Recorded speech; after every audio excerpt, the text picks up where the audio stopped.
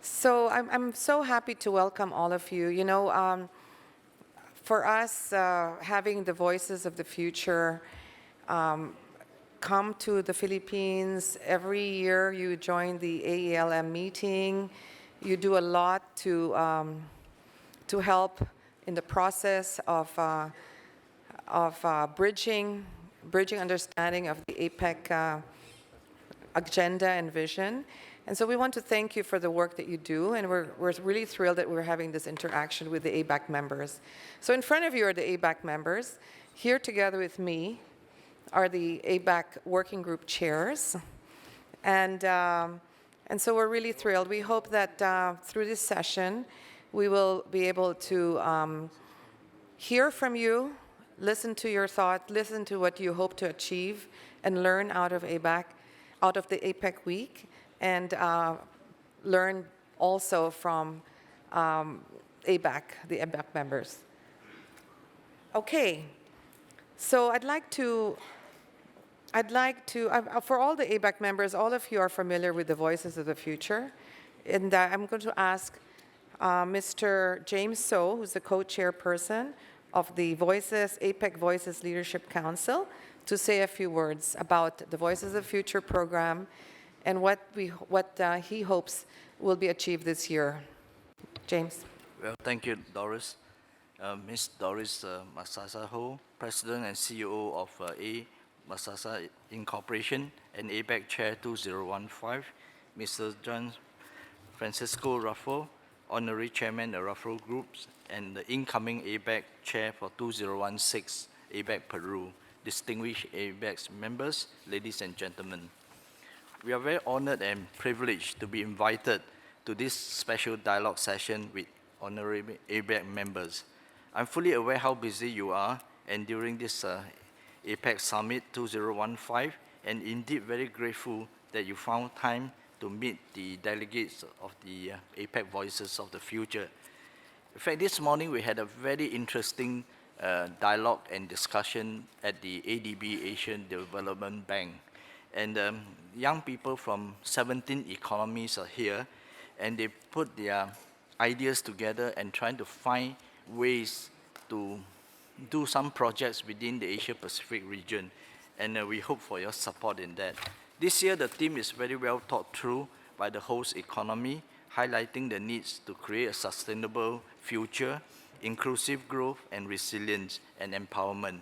And we hope by sharing with our concerns with ABAC members, you will resonate within you and you will share your concern with the ABAC leaders here in this summit. And this is a very good opportunity for young leaders from the Asia-Pacific region to ask questions from the world's most successful business leader here in this room. And I will encourage you all, the young leaders from the Asia-Pacific, to seize this opportunity. You may not get this opportunity again in the future for some of you. So thank you very much, Doris, for the opportunity and platform. Thank you. Thank you so much. We were thinking of what format to follow, and we thought that instead of you listening to us, that maybe you could speak first about your views, what the most pressing challenges that you feel all of you as youth face in the future, and what do you see as opportunities for yourselves, and maybe just frame your comments and your insights that you have had so far. You only have been here a day, but what are your expectations? And then what we'll do after that is have some of the ABAC members respond, and then we can do a Q&A. Is that good? Okay, so James, who will be the ones can you introduce the members who will speak? We have 6 delegates here. Maybe they can take turn to speak. Started with Canada. Hi, my name is Alexis Wagner, and I'm representing Canada. Good afternoon. My name is Ruth. I'm from China. Good afternoon. My name is Kathy Carvajal, and I'm representing Peru. Good afternoon. I'm Paolo Montero from the Philippines. Good afternoon. My name is Ben. I'm from Singapore. Good afternoon. My name is Nathan Thompson, and I'm representing the United States.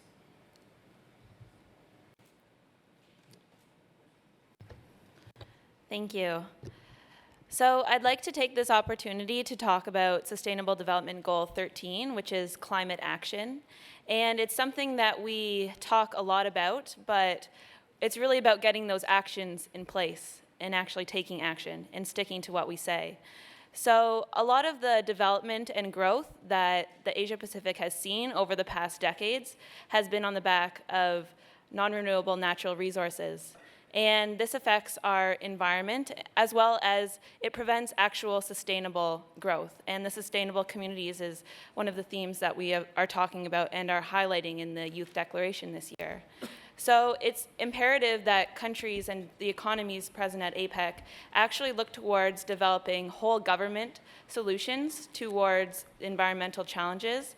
And that goes beyond just investing in startups, but actually looking at whole government solutions ranging from trade policy as well as environmental regulations. And it's imperative that when we are talking about these things, we think about the opportunities that we have to eliminate tariffs on environmental goods, because the more ability that we have to deploy solutions and technology that we develop in our countries, then the better off all of our economies will be looking forward to this sustainable growth. And the Canadian delegation has had the opportunity thus far to speak with the other Voices of the Future delegates about their relationship with nature and each of their economies. And even though everyone recognizes the importance of connecting with nature, not only for their own health, but for the economic prosperity of their countries, one of the greatest issues is that there actually is a disconnect between youth and nature that's not only at the youth level, but throughout all ages.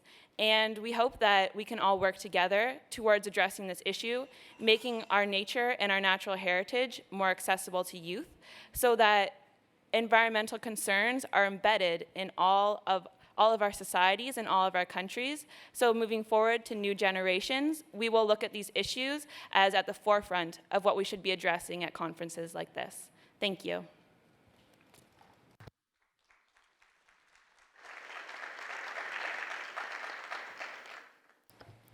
Good afternoon, distinguished ABAC members and fellow delegates. I'm Ruth from China, and today we'd like to share some views with you on youth's role in China's economy, and we believe what China is facing right now is also confronting many of the economies present here today.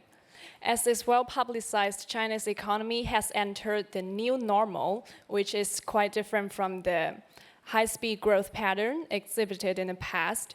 And China's economy will gradually transform into an innovation-driven model. That means job creating and innovation will become crucial during the transformation and will play an important role in overcoming the middle income trap that is haunting most of the developing countries. So Chinese government has made a lot of efforts to encourage people to make innovations and to start their own businesses. And this also echoes the theme of inclusive growth this year because it offers more employment opportunities and it enables people to realize their full potential. So we think it's incumbent upon us youths, the most dynamic group in the society, to learn more about it and to act within our capability.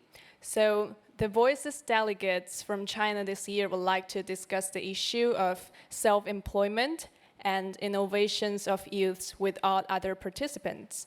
And we believe the opinions from ABAC members would be extremely helpful in terms of solving the confusions of young men and especially young entrepreneurs in China and the rest of the region. Thank you.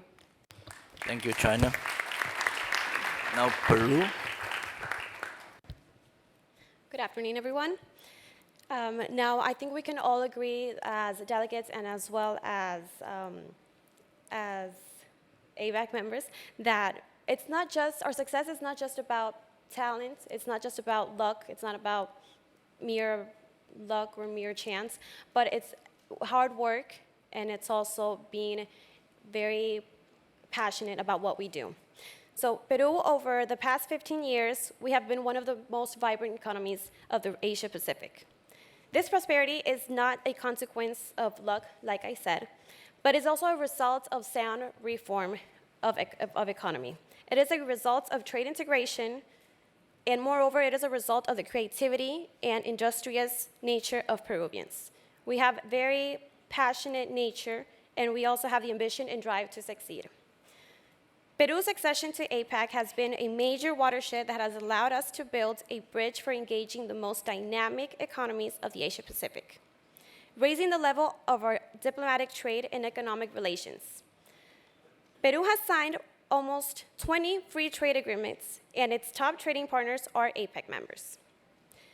This has allowed Peru to become a point of reference for trade, tourism, and investments.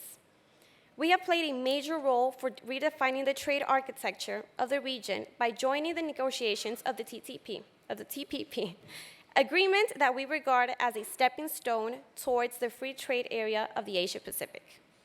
Our country has embraced its commitment of becoming a bridge of integration between Latin America and Asia Pacific. By creating the Pacific Alliance, an integration process that has Chile, Colombia, Mexico, and Peru as its members. The main goals of the Pacific Alliance are to facilitate trade, to integrate capital markets, and to articulate supply chains for reaching the vibrant markets of the Asia Pacific. Therefore, given the importance of the region for Peru, our economy will continue to embrace the Pacific for the sake of creating prosperity to social developments and peace for our citizens, especially the citizens for the dynamic region that we share, the Asia Pacific. Thank you. Thank you, Peru. Host economy, Philippines. Ms. Doris Magsaysayho, ABAC Chair of 2015. Mr. Juan Francisco Rafa, incoming ABAC 2016 Chair from Peru. Various working group chairs and members of ABAC, good afternoon. Once again, I'm Paulo Montero from the Philippines, and on behalf of my fellow delegates here participating in the Voices of the Future program, I would like to extend our deepest appreciation to ABAC for this opportunity to dialogue with such a distinguished group. With your indulgence, allow us to share some thoughts on critical challenges the APEC youth are facing today. We believe that the challenges we face in today's rapidly changing times can be seen in four broad areas: accessing quality education, an existing mismatch between available jobs and skills, ensuring a healthy youth population, and guaranteeing effective channels for youth participation. For now, I would like to focus on education. We recognize that an educated workforce encourages innovation and entrepreneurship, which will ultimately result in excellent goods and services that will benefit all APEC economies. Consistent with the 2015 APEC and ABAC priorities, we share the belief that investing in human capital will create more resilient communities and sustainable and inclusive growth. On these points, we would like to know if there are existing plans within ABAC to build the capacity of the region's human capital. Regarding cross-border connectivity, will ABAC or even APEC consider facilitating greater mobility of academics and students between APEC universities? And lastly, taking into account the Philippine experience, collaboration and innovation centers such as Idea Space, Impact Hub, Kickstart, or even some nonprofit organizations, they've had good experiences in incubating highly effective and highly innovative projects addressing climate change and even governance concerns. Will ABAC also consider encouraging governments and their respective private sectors to invest in these innovation centers, especially those based in universities? Once again, thank you very much, Madam Chair, and the members of ABAC present today for this opportunity, and we look forward to a productive dialogue this afternoon. Good afternoon once again. Thank you, Philippines. Now, Singapore. ABAC Working Group Chairs, distinguished members of ABAC, ladies and gentlemen, a very good afternoon. My name is Ben again. I'm delegate from Singapore. I think one of the key challenges globally is right now that we are facing is the anemic macroeconomic environment which has been stumbling along since the global financial crisis and the European sovereign crisis. And I think we need to be cognizant, and we will not see global economic growth rates of a double digit or even a high single digits going forward, despite numerous rounds of quantitative easing by the Fed, the ECB, BOJ, as well as easing monetary policies by numerous central banks all over the world. And although the US is poised to be one of the first central banks to start raising interest rates after 7 years of zero interest rates policy, I think the forecast on the pace of growth has been scaled back much lower than initially expected. So how does this impact APEC? In my opinion, this means an immediate need for even more cooperation amongst its members to stimulate inter- and intra-region growth as we navigate through uncharted waters. And this is even more critical for a country like Singapore, which is at a crossroad now. I mean, we had grown at such a tremendous pace to become where we are in a short span of 50 years as we celebrate our Jubilee anniversary this year. We have evolved from a manufacturing-oriented to a services-oriented economy, which now constitute to over 70% of our GDP. A critical challenge for us now is how we can sustain growth for another 50 years and beyond with very limited resources for the generations to come. We all now need to adjust to a new paradigm of a lower growth rate. I mean, we have continued to embrace higher value-add industries like the pharmaceutical and robotics industries that have helped to increase productivity and efficiency. But what is next? With the high national literacy rate and a rising percentage of degree holders, of which more than half are youths, it becomes increasingly challenging to create enough of these quality jobs to accommodate this skilled labor. Statistics have suggested that even though a large number of graduates have found jobs, there are a substantial number which are underemployed. And by definition of underemployment, this is when highly skilled people work in low-paying or low-skilled jobs. And this is either by choice or by circumstance. This phenomenon of underemployment is going to be very common in most advanced nations and will likely remain a perennial challenge to come as the nations progress. On a positive light, it's been very encouraging to note that there is an uptrend in number of young entrepreneurs of late, and according to the Global Entrepreneurship and Developmental Index, Singapore is ranked 15 out of 71 in terms of risk-taking, seizing opportunities, and starting businesses. Even more encouraging to note, anecdotally, many of them are also incorporating and championing social causes and objectives, in addition to meeting their bottom lines. So perhaps APEC, ABAC, and global business leaders like yourself can kindly support and lend your encouragement in creating a conducive environment for these startups and SMEs as they dare to dream to become the next Apple, Samsung, or even Alibaba. Thank you. Thank you, Singapore. Now, USA. Good afternoon. Again, my name is Nathan Thompson, and I'm a student delegate from the United States. Before I begin, I'd like to thank the ABAC members for taking time to meet with us and to listen to us. We very much appreciate your willingness to hear our voices, and I hope that our comments are helpful and informative for you all. We were asked today to discuss pressing challenges facing the APEC region, as well as opportunities brought about by today's megatrends. And so, briefly, I would like to discuss the opportunity and challenge of harnessing international trade as a means by which we can create sustainable and inclusive growth. Many agreements in today's day and age, such as the Trans-Pacific Partnership, the Association of Southeast Asian Nations, and the Regional Comprehensive Economic Partnership, are examples of how the world is becoming more connected, and the size and scope of these agreements highlights how important it is that they're created in ways that encourage sustainable and inclusive growth. Sustainable in the sense that they allow for the stewardship of natural resources, stable employment, and good governance, but also inclusive so that regulations are not so prohibitive as to make business development impossible. So one area in particular that I would like to discuss is the area of small and medium-sized enterprises, or SMEs. SMEs are large drivers of youth employment, and they are the backbone of many economies. Thus, ensuring that SMEs are benefited by international trade is critical for the building of sustainable and inclusive growth, especially for youth. So, how can ABAC and the APEC region address this reality?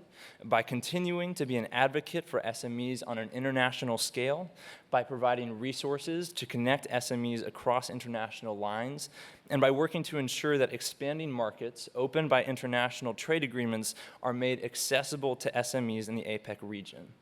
I believe that this attention given to SMEs will allow for greater youth participation in the global economy and greater strength in the APEC region. Thank you. Thank you, USA. Thank you so much. Those were really impressive. So just to quickly summarize, we heard your voices on sustainability and the call for action on climate change so that there is more of a connection between the youth and nature. Innovation is an opportunity for future growth. regional integration as a way to leverage on the creativity and passion of youth, investment in human capital, investment in education, to be able to have a future and to create innovation ecosystems to allow youth to benefit from the future digital age. Basically, with sustaining, how do you sustain growth and create the environment for the new opportunities for the future to sustain regional growth. And the last one on opportunities to harness international trade with regional agreements and how to help SMEs be more engaged in trade. So I'd like to get responses from chairs and working group chairs. Who would like to start? So this is Anthony Nightingale. Well, first, thank you all very much. Some very interesting insights there, and I think you picked most of the main topics that I would say of major concern. You missed out one, which I'll come to. I'll leave you for a moment to wonder what that is. But first of all, yes, I think in a lower growth world, a world that needs to focus on sustainable and inclusive growth, these are all very, very important problems. I would say a key thing that we have continued to focus on as ABAC is the free trade and investment agenda. And inside that, we've had a specific focus in recent years on trying to elevate the importance of services in discussion between governments. And a number of the issues that you talked about, again, are very relevant to services. Why are services so important? There's some 2/3 of economic activity across APEC.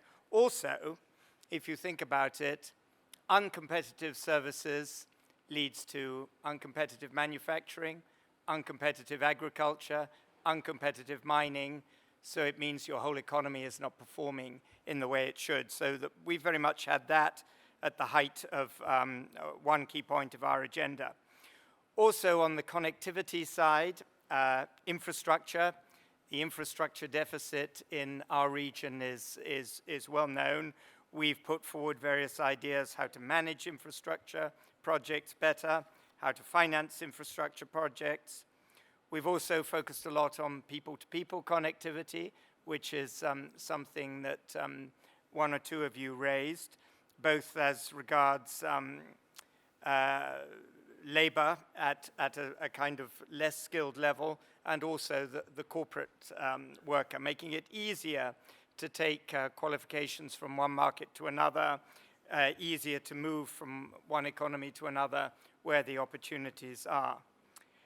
I'd leave Rohana to talk to you about everything we do for MSMEs, but believe me, it's very, very considerable. Now, the one other point that I would just raise that actually we're only at the beginning of trying to tackle, but I think it's of absolutely critical importance, which is the disruption caused by the digital and internet economy and how best societies and governments should react to optimizing that situation, because it's with us, it's growing every year. Those of you from China will be very familiar with what's just happened with, on Singles Day, the huge sales of through Alibaba and other internet sites. So I think that's a very quick summary of where I see it, and thank you again for your interest and your participation in these subjects.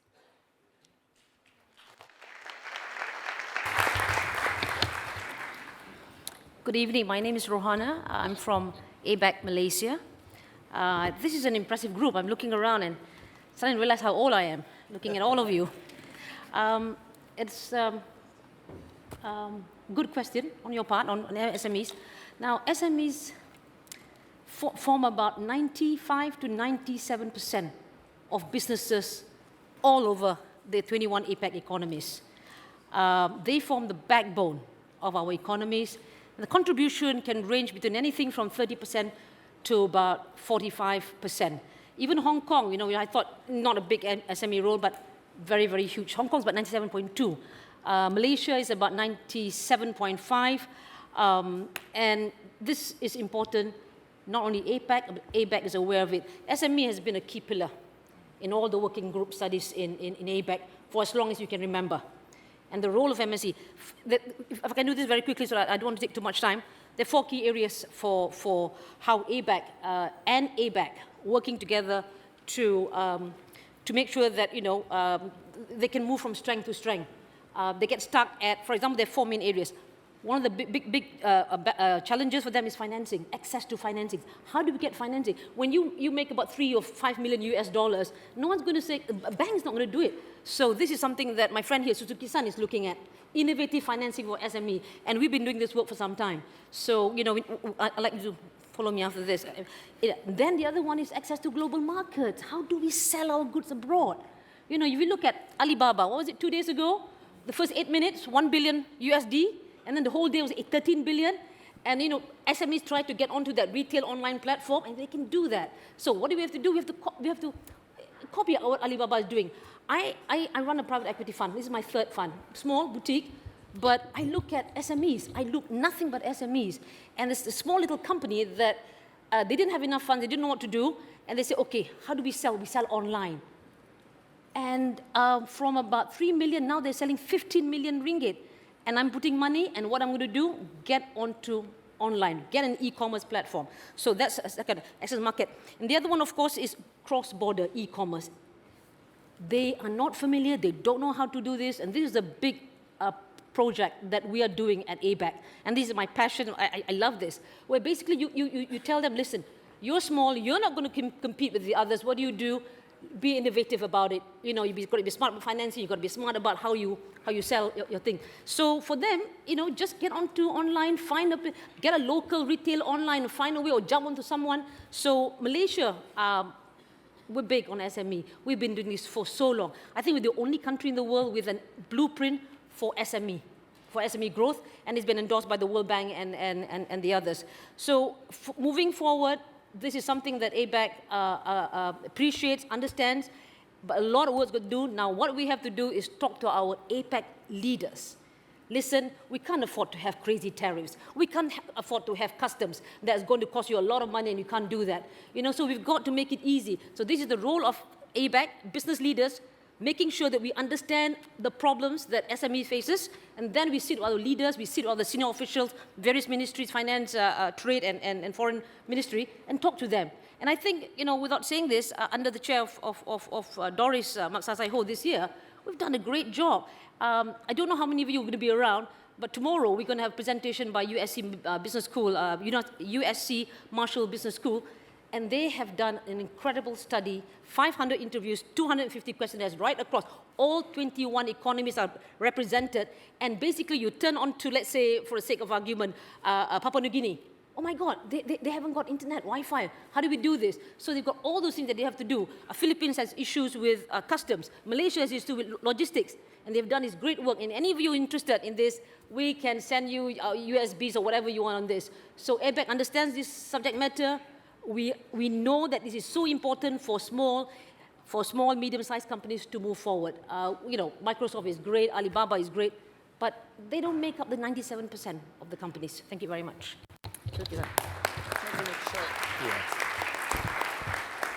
Well, as I was asked by Lohana to follow up, my name is Hiroyuki Suzuki, ABAC Japan, and also the chair of the Finance and Economic Working Group. Make a brief comment. First of all, it's not only APEC, but also G20 and others who really focus on MSME issue as well as infrastructure issues, because those are the key devices to set the future trend, future trajectory of the economy of the regions. So how to not make a good approach to that? Of course, how to not take away a kind of bottleneck situation for the development of infrastructure as well as MSME. In that context, we are working very closely with finance minister's process as well as other ministers' process to fine-tune the infrastructure from finance side. But more important thing is we need to understand what will kind of expected change for the future. And now members of here just refer to digital kind of thing, or in our area of finance, it's kind of fintech kind of thing.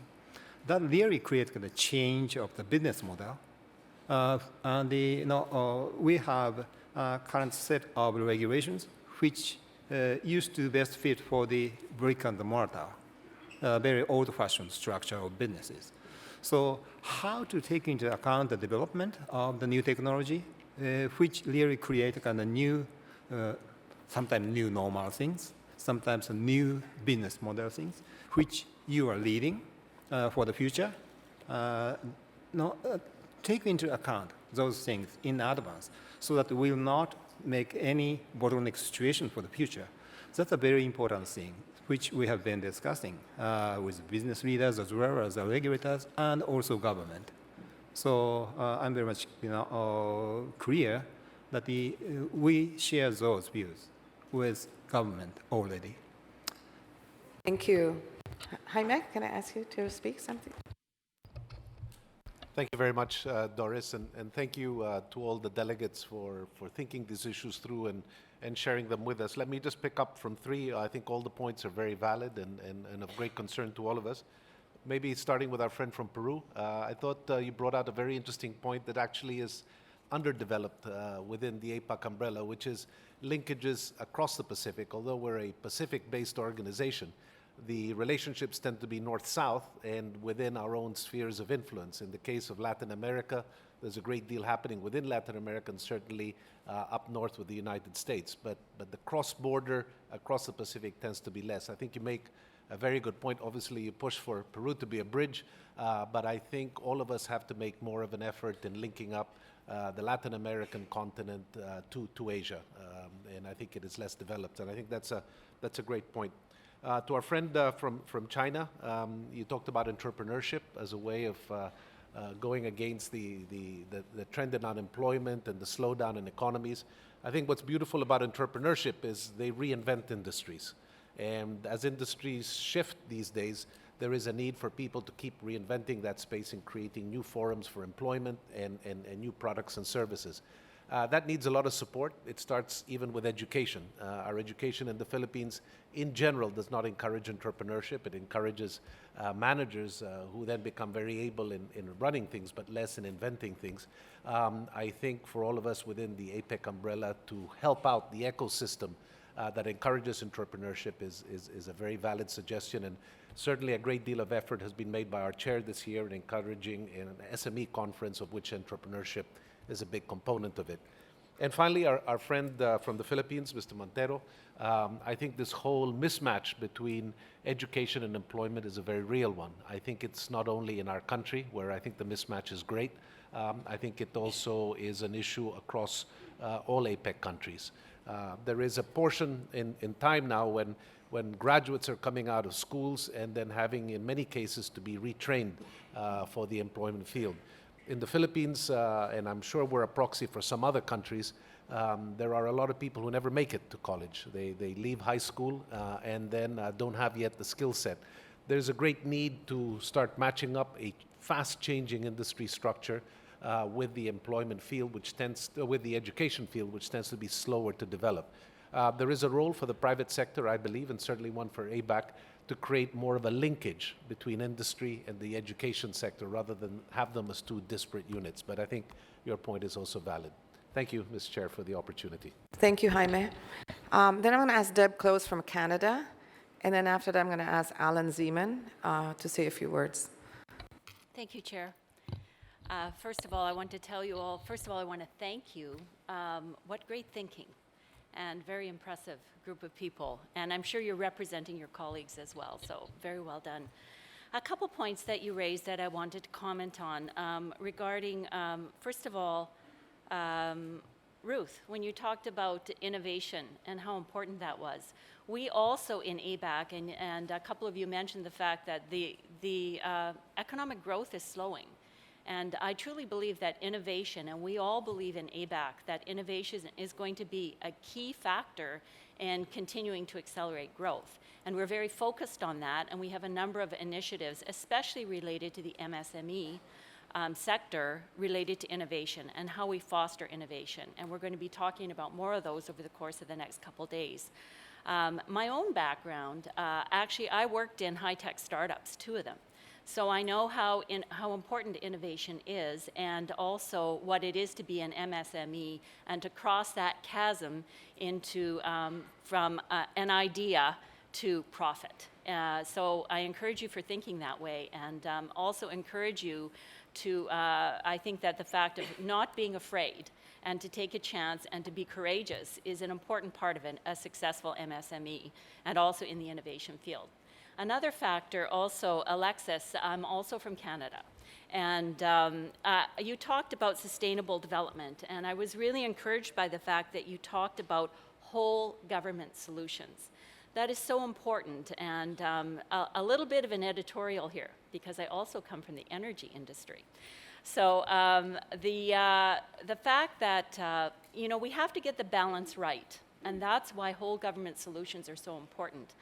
Energy improves people's lives. And sometimes, especially in developed economies, we think that we absolutely focusing on the environment is the right thing to do. We need to do that. We need sustainable development.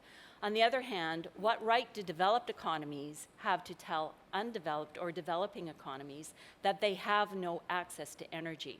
So we have to get the balance right between protecting the environment and supplying energy to a needy world. So I was very encouraged that it is a combination of, as you said, trade policy, environmental regulation, and you mentioned specifically the elimination of tariffs on environmental goods. Very important, but the whole government solution is extremely important. Thank you. Thank you. Alan?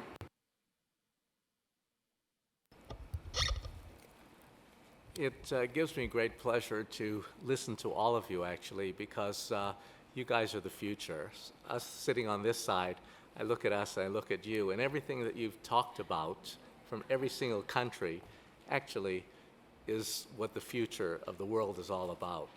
We're living, number one, you started with the environment, which is key to health, to countries' productivity, future. In the old days when most of us grew up, environment wasn't such a big thing. Everybody just worried about having a job and bringing money home for the family.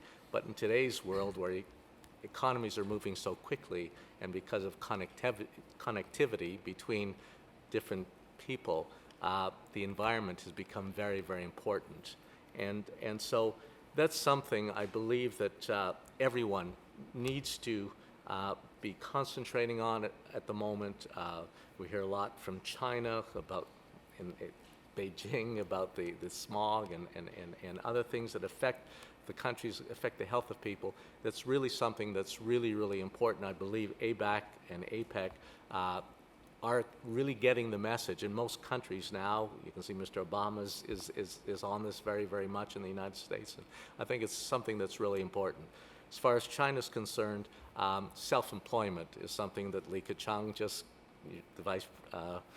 the premier just came out and said, this is the future of China, getting young people employed. We're all living in a world of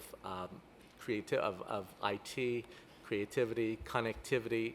People are working together on a basis. The world is moving quicker than I can ever remember.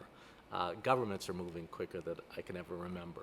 And that brings me to the education part. I believe, and I've said this all along, because of the innovation today, education is falling behind.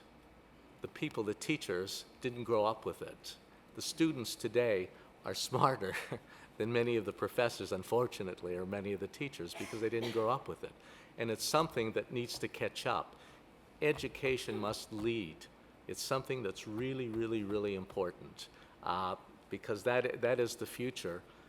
And then talking about SMEs, Rohana has talked in great depth. That's something that ABAC really discusses all the time. Creativity, my whole life has been about creating new concepts, thinking out of the box, letting your mind wander, and making the impossible possible. And you can see every great creator has done that, hasn't stayed within the norm, has wandered beyond, and that has made he or she great and has helped the world to progress. And so that's something that's really important. SMEs are the backbone of any industry, of any country. And it's something that governments need to work together, breaking down trade barriers, breaking down barriers. In today's world, really, the internet has no borders, basically. I mean, barriers, whether we like it or not, are being eliminated even if governments try to protect it. They can't. There's firewalls, there's all kinds of things getting around firewalls, all these different new technology. And so it's a new world that we're all living in and moving very quickly, and hopefully we can all sustain it in the end.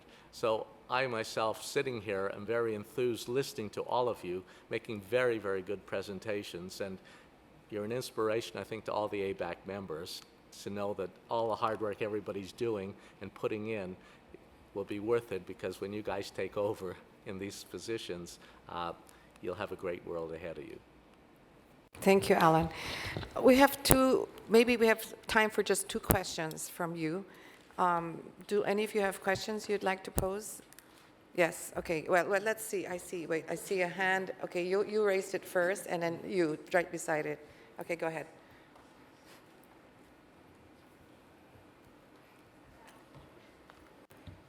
Good afternoon. I am Pauline Gayranod from the Philippines.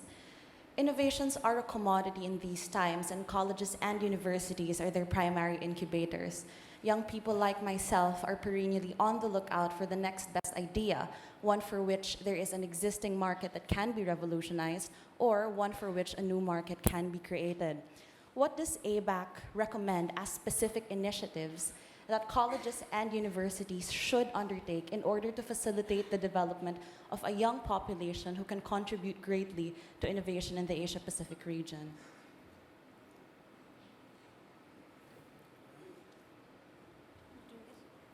They're all looking at me.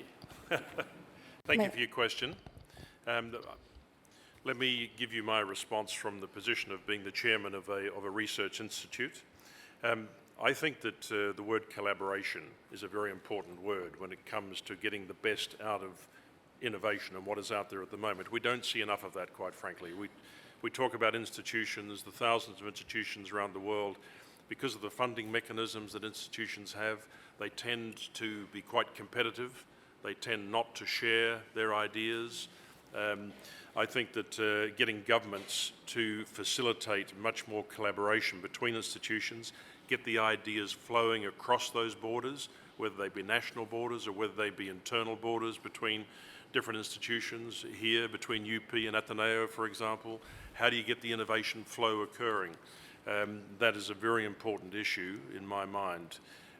Too many people have bright ideas, but they get locked in. I often discuss with my research teams how many bright ideas are still sitting on the library shelves and not actually getting the chance to see the light of day. I think that's a real problem. The other thing that is very important in the modern age is what we know as big data. There is a huge amount of data that has come out of research over years that is not being accessed or used. And I think, once again, finding the right mechanisms to give access to big data is going to open up a whole new world of innovative ideas from work that has been done before, quite frankly. Okay? Thank you very much. Good afternoon. My name is Jonathan Kubakundimana, and I am a delegate representing the United States here. And as many have said before, thank you so much for taking time out of your afternoon to hear from us. One of the themes of the APEC 2015 summit is inclusive growth, emphasizing regional economic integration through free and open trade and investment to advance, facilitate, and sustain economic growth in the Asia-Pacific region. However, it has become clear that while regional economic integration or trade liberalization can grow a nation's economy or GDP, there is also the danger that that growth only occurs at the elite levels of society or the host nation. And thus, inclusive growth at the regional level happens at the expense of inclusive growth at the national level. Can you speak as to how you reconcile this tension between inclusive growth at the regional level and inclusive growth at the national level? Thank you. Let me take that one, if I may, Doris, because it's an issue that, as a former chair of our Regional Economic Integration Working Group, we've put a lot of focus into. I think you have to see the answer to your question in the context of a world today of incredibly complex supply chains and incredibly complex value chains. Now, those supply chains and value chains simply cannot operate if you only think of them being locked in big corporate worlds. It's incredibly important that the small entrepreneurs be part of those supply chains and value chains, and in fact, largely they are, but we need to work a lot harder to increase that, to give more and more SMEs, more small entrepreneurs the opportunity to be part of those complex supply chains and those complex value chains. So I wouldn't actually buy into the thesis that it's the rich getting richer and the poor getting poorer. Quite frankly, when we look at it from a trade context, a lot of what we're doing is to open up the opportunity to facilitate and liberalize trade so that that trade opportunity is available to everybody, whether you be a very large corporate or whether you be a small SME or a small entrepreneur. The better that we can break down borders, the better that we can liberalize, the better that we can make regulation light or have more coherent regulation, the easier we make it for everybody in the value chain. And I think that that will allow wealth to accumulate at both ends of the spectrum. Thank you. Thank you, Tony. We're going to have two last comments, and that's from Monica, and then we'll have closing remarks by Juan Raffo. Thank you, Madam Chairman. I just wanted to build on the comment that Tony Noel from New Zealand just made. One of the things that I think is that we keep hearing about things like free trade agreements, things like the TPP, is that this is really a benefit to very large corporations. And you know, when it comes to what ABAC is working on, financing, health, digital economy, services, every one of those things is much, much harder for small and medium enterprises to do. Big companies have teams of lawyers that can tackle all of those kinds of barriers.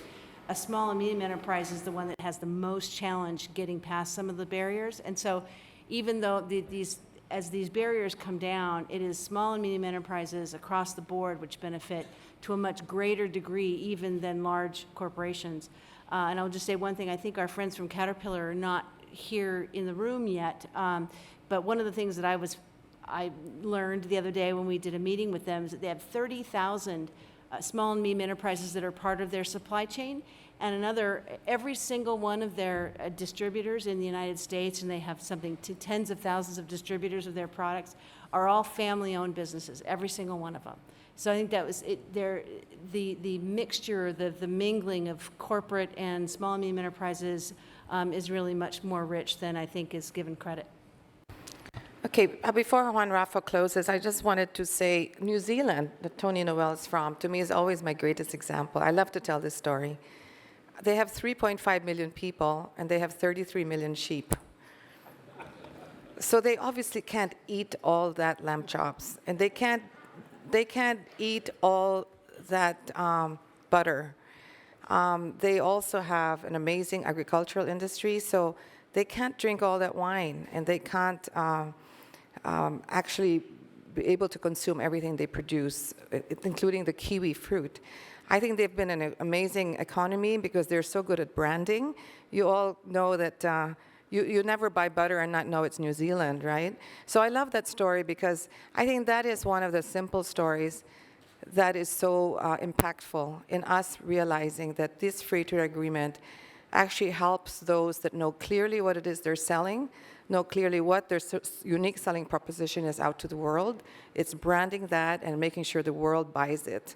And I think that one could be a great inspiration to all of you as you face these opportunities that APEC brings to all the economies around. Okay, so I'm going to ask Juan Rafa to close. Let's say a few remarks. Yes. Hi, you all.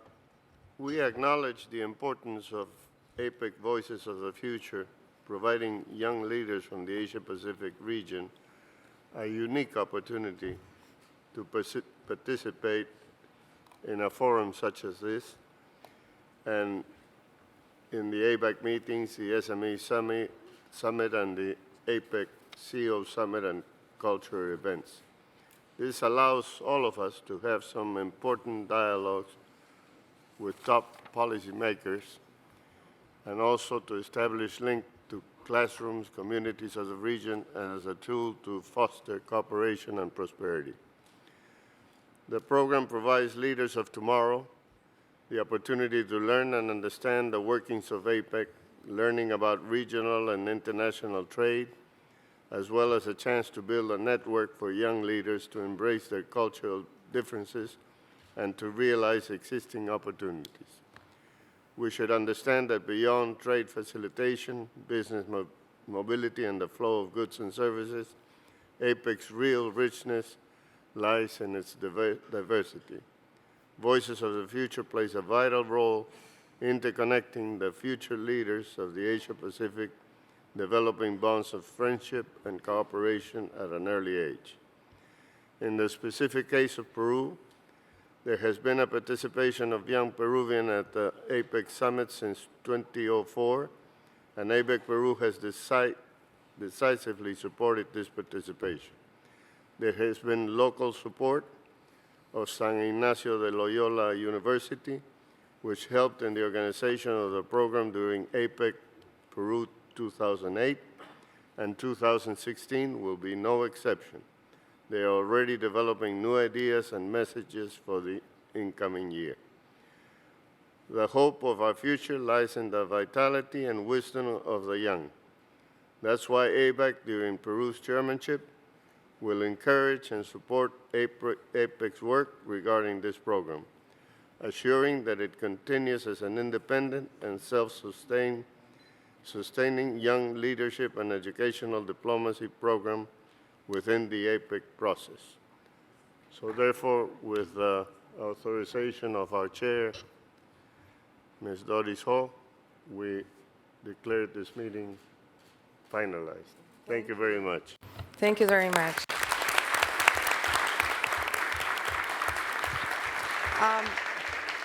I would like to invite all of you to come to our opening reception. You can walk to it. It's down there. It's the Ayala Museum. And maybe, well, you will meet all of us and have more chance to interact with us. But I agree with everyone. Now I feel very confident the future will be a better world listening to you. So we thank you for your comments. James, you want to say just a few words? Thank you, Madam Chair. Thank you for this opportunity, and we would like to have the opportunity of presenting you a appreciation plaque, and also to Mr. Francisco. Thank you.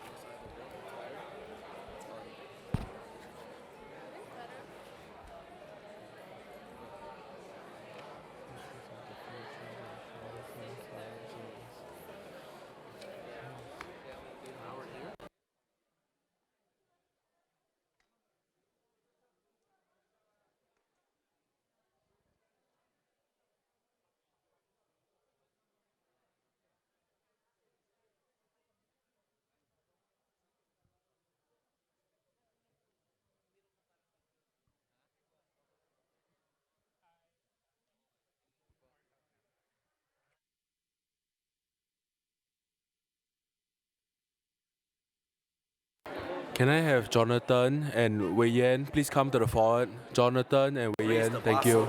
Okay. Everybody, we all have to leave. We have to leave the room. We have to leave the room except for staffers. May I invite the ABAC staffers to kindly remain in this room?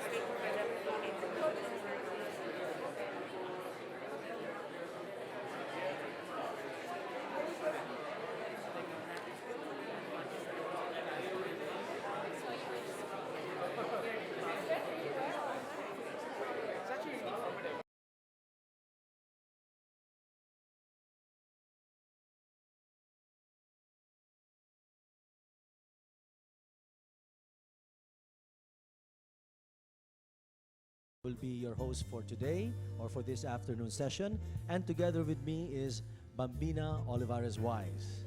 Good afternoon.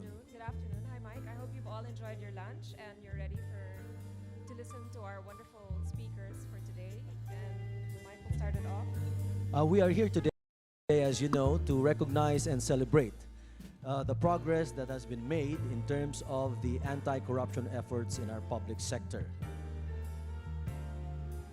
I won't talk much about this because this will be properly presented in a while. So without further ado, let us start off by calling the 2015 chair of the APEC Business Advisory Council, Ms. Doris Magsaysay Ho.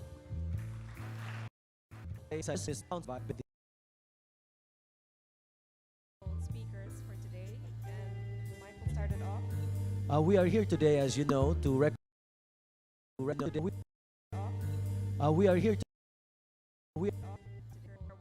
listen to our wonderful speakers for today, and Mike will start it off. We are here today, as you know, to recognize and celebrate the progress that has been made in terms of the anti-corruption efforts in our public sector.